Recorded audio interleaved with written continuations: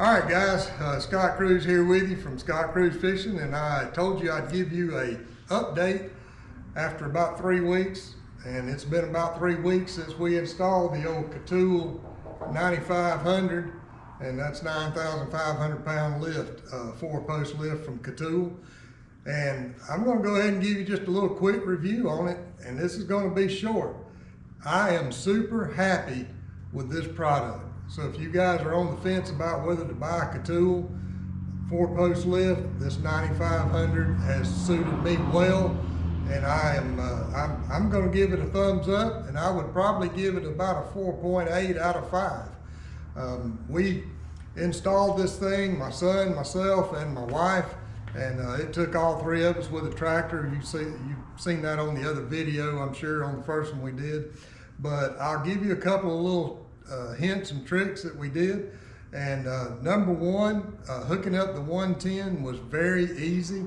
So I came in here on the little control box here, and all this is just a 110 extension cord, and I cut the end of it off and pulled this cover off of this one and ran that 110 inside here, and there were 3 different wires for that 110. I put a wire nut on those and shoved them back in and made it look nice, and then ran it up all the way to the ceiling and plugged it in to a 110 outlet. It was just that easy. I also did tell you that if you don't hook this little piece up here, little safety piece, and it hooks in right in here, and I went green to blue and red to red. If you don't have that hooked up, the lift, when you hit the button here, it will not work. So you've got to have that hooked up for this to work. The other thing I want to tell you about it is this is a solid steel tank that KaTool puts on these things. This hydraulic fluid tank holds 3 gallons, and filled that tank up. I didn't have to bleed it, didn't have to do anything with it other than fill it up, and let it up and down a few times, and you could hear the air bubbles coming out in there where it actually was kind of like self-bleeding. What I chose to use as far as hydraulic fluid, I've got a Kubota tractor. I just use the Kubota Universal Trans Hydraulic Fluid, and I put 3 of those gallons in this thing and not having any issues with it. And I've changed probably about 4 or 5 oil changes on it, done a few other little items with some stuff. I did decide, instead of keeping it on the casters, and I toyed with that for a little while, but those casters that come with this kit, they are solid. But I found that whenever I put a vehicle up on it, that these posts were a little flimsy, and I'm up here working on this stuff normally by myself, and I just felt like it would be a lot safer if I would just go ahead and bolt this thing down to the concrete. Now I've still got a couple that I've got to put in, but you can see here that I've bolted those down, and I've got one more to do over here. Word of caution to you guys that are first time drilling into concrete: get a smaller concrete masonry bit for your hammer drill. And you got to have a hammer drill to drill into this concrete. Just a normal, regular old Black & Decker drill is not going to cut it. You got to have a hammer drill with those drill bits. But get a smaller drill bit. Get about a 1/4 inch drill bit, and then go up another size, and then go up one other size, and hone out those holes for your bolts to actually, for you to drive them down into the concrete. That'll make it a whole lot easier. I found it was really tough because I've got a lot of rock inside of the concrete here in my shop for the stability of the concrete.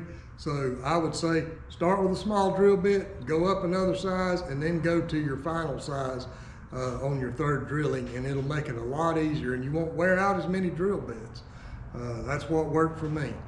The other thing that I want to tell you about the KaTool 9,500, I got it hoping that it would be the exact size, poundage wise, for my Chevrolet 2500 HD. And it will work. It will work fine.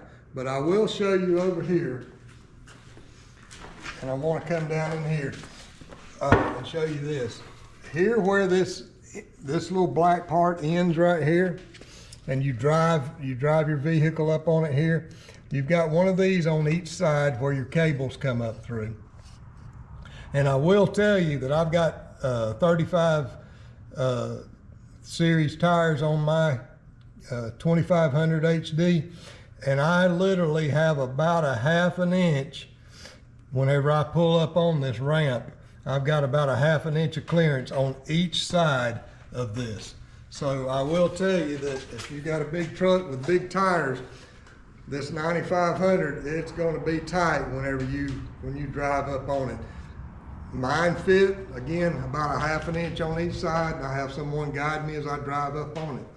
The other thing I was wondering, will this 9500 actually lift that 2500 series Chevrolet pickup truck? And it's a 2019 year model. Yes, it will. It's rated. The truck weighs about, with the tools and stuff I've got on it, it's weighing probably about 8,400 pounds. And this thing's rated at 9,500, but they tell you not to go right up to the limit on it and be lifting 9,500 just for safety, I guess. But I've put it on here and it works fine. It will lift that big 2500 series truck up with no problem.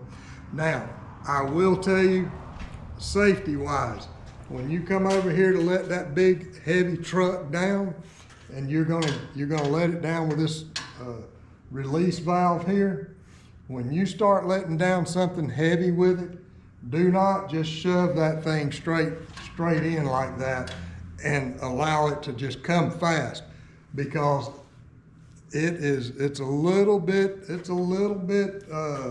hairy. I did that by accident and I hit it like that, and I've got that big 2500 series truck sitting up on it, and it scared me for a second. I'm not gonna lie to you. So be easy when you're letting down a big truck with this thing. You just ease that release valve down so that it will slowly start easing down for you. So that is a key thing with those heavy ones.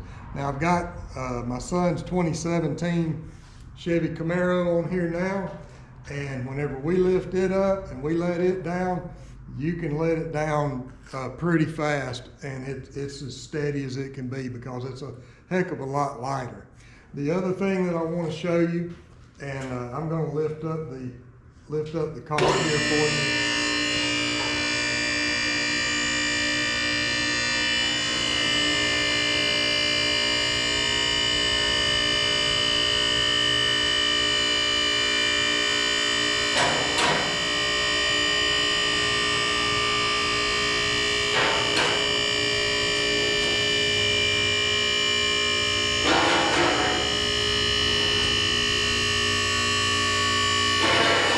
This lift is a little bit slower than some that I've seen, but for the price break on this thing is fine for hobby folks and what we're doing.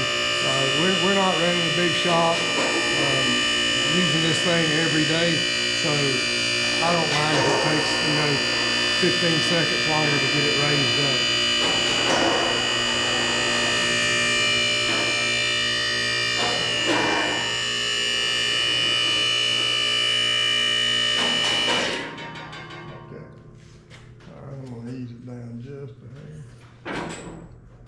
It's caught. So I do want to show you this here, and I got to look back at the other video, and if I told you wrong, just take the apologies now. But where your cables are running under here, I may have said in my other video, this cable, it's going to run across here and then all the way up to the top of this post. So with that said, if I told you guys wrong in the first one, I apologize, but that cable is going to come through here, and then it's going to shoot across here, and it goes all the way to the top there, as you can see, okay? All right.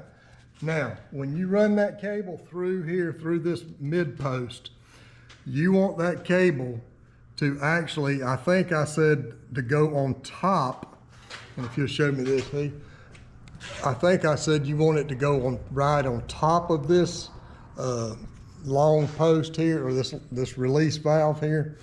I think I told you I wanted it to go here and then between these two bolts, okay? So when you run it all the way through that way, it actually needs to go underneath this piece and on top of this bolt. So when you run your cable, you want it to go right straight through there like that, okay?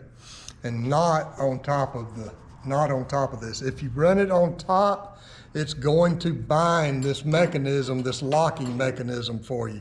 It's going to bind it if you run it on top. So run it under it and then on top of this bolt, and it'll go all the way through and all the way to the top. Now, I'm going to show you what will happen. I'm going to show you down here what will happen if you don't run your cables correctly. Bring it around here, Heath. I think you may can see it. You can't actually see it on here, but again, on this one, I ran my cable wrong on this end here. I ran the cable on top of this piece here, and this piece here goes all the way. You can see this piece here, that's what that's connected to. It runs all the way to the other end, and you control it at the other end. But what happened with that cable, and I don't know if you can see it, but you see that little fray right there?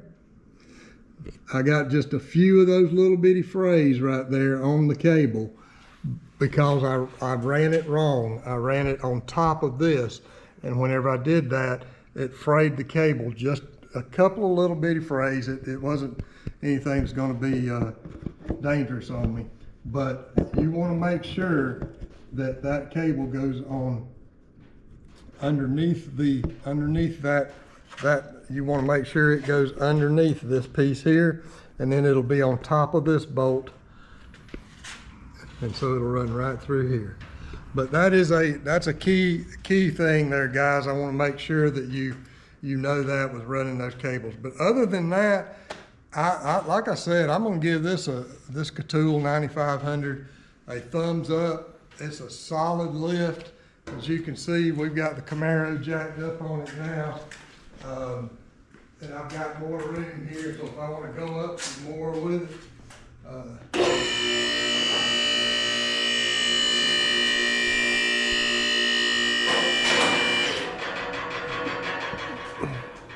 These are down just a little so it'll catch.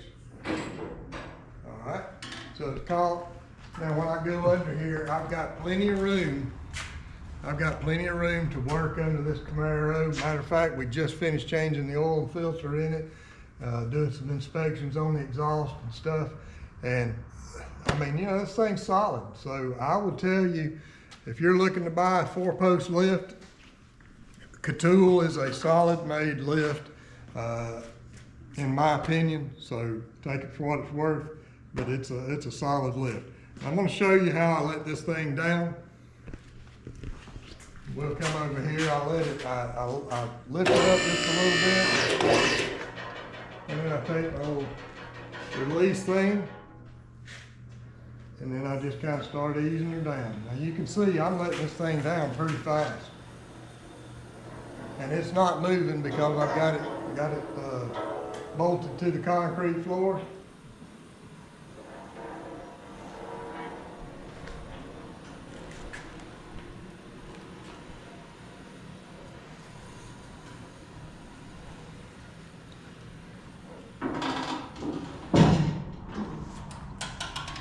That's it.